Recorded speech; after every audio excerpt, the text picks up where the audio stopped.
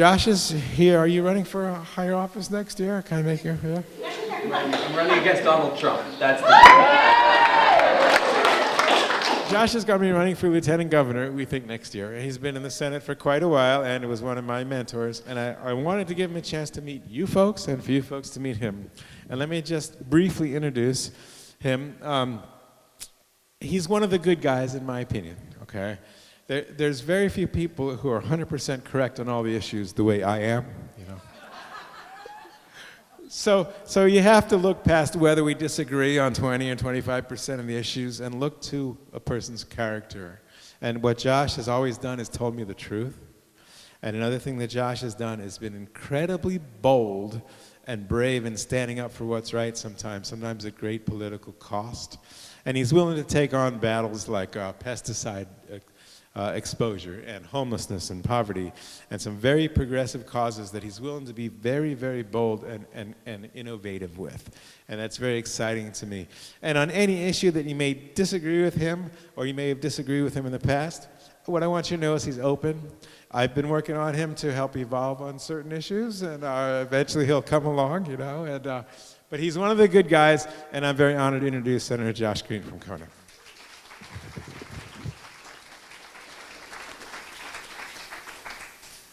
Aloha, everybody.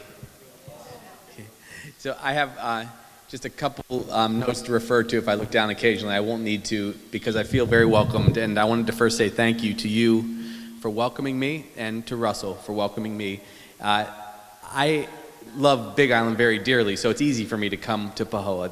The Senate district I represent is Kona Ka'u, as you know, but I have deep roots now, going way back in Ka'u, Na'alehu, and even sometime over here in Pahoa, which I'll mention. So my name is Shannon Matson. I grew up in Kona. I went to Kalakehe High School, and I remember you coming and speaking at one point. So I've been following you for a while. I live in Hilo. I've lived in Hilo for 13 years. And I'm very much a supporter. I support you seeking higher office. But the caveat to that is there's some other really good people that I think are, and it's not a bad thing to have too many good choices, but it's scary to me to have Senator Will Espero considering that lieutenant governor position. I believe he's already declared. And then Representative Kaniela Ng, I've heard, is also considering, and I'm sure you're much more acquainted with who is really actually seeking those positions, but I am a little afraid of people that are doing good work, already elected to a position, opening up their seats for someone else to run and seeking higher office, that now suddenly there's too many good choices. I do, and I can share all these. This is a great question. I'll repeat the question, and I can share a detailed answer about what's going to happen. Yeah. So the question is, there's some other good people that we like, also as much as you, Josh, and one of you we'd hope maybe gets in, but we don't want to see them go and leave their seat, and we see somebody, either a bad person win or people replace decent people that you've liked. Well, okay, Kaniela won't run. He's actually going to not run for lieutenant governor next time.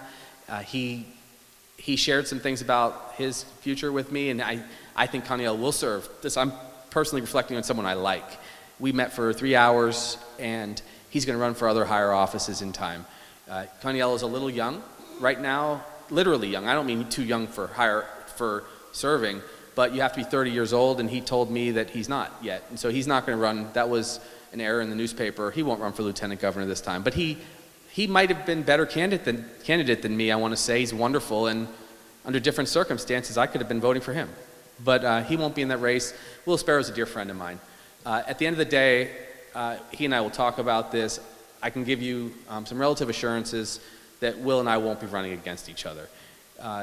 I'll tell you also, I have some lucky advantages. I made a decision a year ago that I was going to run for higher office, and I've been planning and waiting for the right strategy to come to play so I could actually do the job right and to spend many months. We're still about 14 months away from the election. I'm here in a talk story with you telling you that I intend to be your lieutenant governor, and it gives you time to convey what matters most to you. If you think I need to be better on marijuana or better on a road issue or better on a child issue or an issue I never heard about, we have time. But I've also spent 12 years fundraising steadily. I'm ready. I have enough resources to run a full statewide race. It's a luxury I have, so I can do it right, so that special interests cannot get their hooks in me. There will probably only be a couple candidates that it is an expensive endeavor, sadly, basically because you actually have to do a little TV and you have to spend a lot of time going around the state. It takes a lot of resources, and I have set aside those resources to do it. So I don't think you're going to have to worry about me beating anyone but terrible schmucks at the end, okay? Yeah, good. The other part of that question is, who would you think is considered running for your current seat? So that you would think is a quote-unquote good candidate? Thank you for that. So you put me on the spot because I am fond of several people over there, and I have spoken to them. I think it's likely that the three candidates will be Councilman Kanuha, and I tend to, in this kind of circumstance, say something positive about each person because you need to get to know them as your major representative. A senator does have a need to work with people all across the state, not just in their own district, as Russell's demonstrated very well. You have Nicole Lowen, who is heartfelt and terrific person, really good thoughts on education and the environment, and very strong. You have another physician, Richard Cregan, who's retired. He is a wild one, but I love Richard. Richard fought passionately and openly for death with dignity at a time when it, again, came at political peril for him. He impressed me with that, and I already liked him, and we already worked very hard. He's also very good on the marijuana issue, which is important. So to this community I know, and to a lot of people in the state. So he's very good. And then Drew is he's very people-oriented and very family-oriented, and I think overall, Drew can make a good, slightly higher office holder if that's what he chooses. But he is new to this, and he hasn't had many campaigns, so he hasn't had a lot of time to be vetted by you and to have this discussion. So all three of those people are good people. There may be others that are terrific. Sometimes I like the idea of someone out of left field that is totally new and doesn't feel beholden in any way, shape, or form. But I will tell you, it's really hard to get elected unless you're a natural food magnate or a doctor out of nowhere. So if you don't have some other way to get through the door, it's pretty unusual. But I do like the idea, and I will be continuously trying to get it. I tipped over from being one of the young guys. I came into office when I was 34, and now I'm 47, right? So I'm not old. I'm not in that, I'm not into that serious veteran part of my career, but I wanted to not get stuck in one spot. And so that's why I made the choice now. I'm also not young anymore, and I hope that I'm just right.